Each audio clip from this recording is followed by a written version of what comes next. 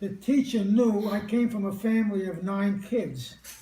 She made arrangements to send me to camp somehow. We didn't know much about the camp. I had to go to camp. I had to carry my suitcase for 10 blocks to the boat on the east side. We went to camp. In Europe? We went to camp. The camp was terrible. It had very few facilities other than a lake. The food was not kosher.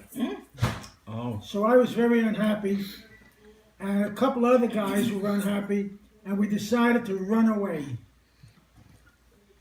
We packed our suitcases, and we got on the road, and we ran on the road. We saw the cars coming after us. We ran to the woods, and we lay down. Oh my God. The cars left.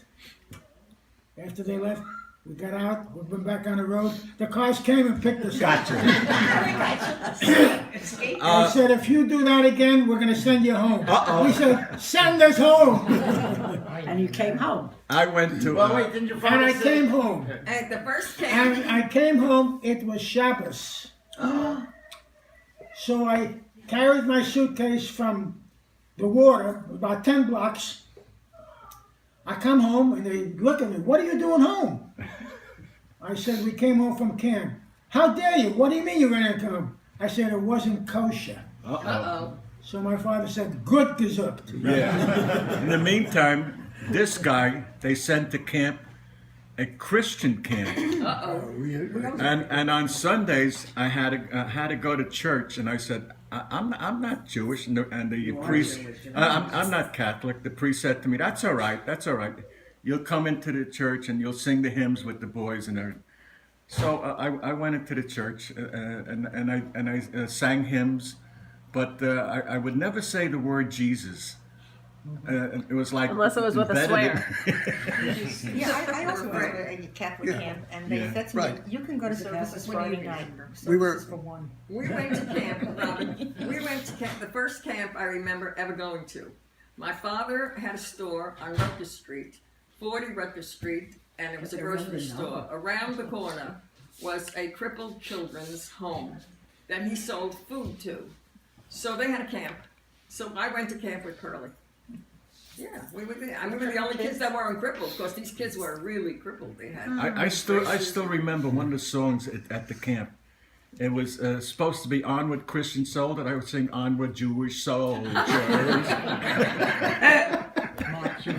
Melvin, Okay, let's just hear from Melvin. We also remember going to camp. We went to Surprise Lake Winter Camp, which Surprise everyone Lake. went to, and Still Barney going. went to. get the Surprise medal. Lake was a camp that went from September until June, and we would say to everybody, we went to camp in, no, you mean from June to September. No, we were not hitting the head yet. That was later. We used to go from September to June, and Stanley and I were in second grade, and there were 60 boys, and we had a very good time.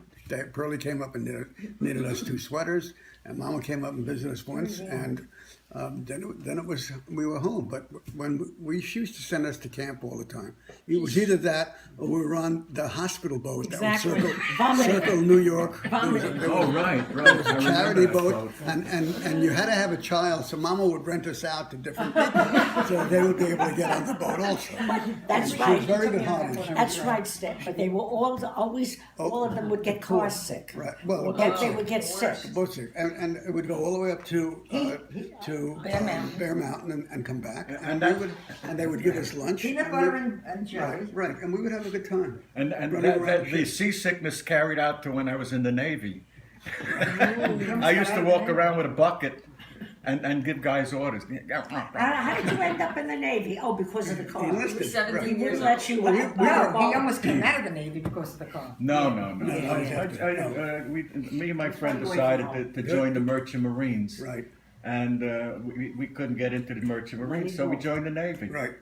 There were too And, many. They were 17 and the years old. seasickness is a family story, because when Stanley and I were in the Army, I flew to Germany and he sailed. And when I got to Germany, the first thing he said was, I was so sick. And I said, it's mind over matter. It's now 18 months later, and we're on the ship called the USS Rose, where you're sleeping in like barracks, where the guy above you is just a little bit taller than your nose. He had a big nose; you were smelling his ass. Right? So we were on the ship, and so Stanley said, I said to Stanley, "Do you remember when you said you were so seasick?" Here we're out on the ocean, and the water is as smooth as glass. Yes, it is. And I said to him, "I'll make you a bet that the first one that gets seasick buys the other one a dinner when we get home." He says, "It's a deal." We shook hands, and I threw up on his hand.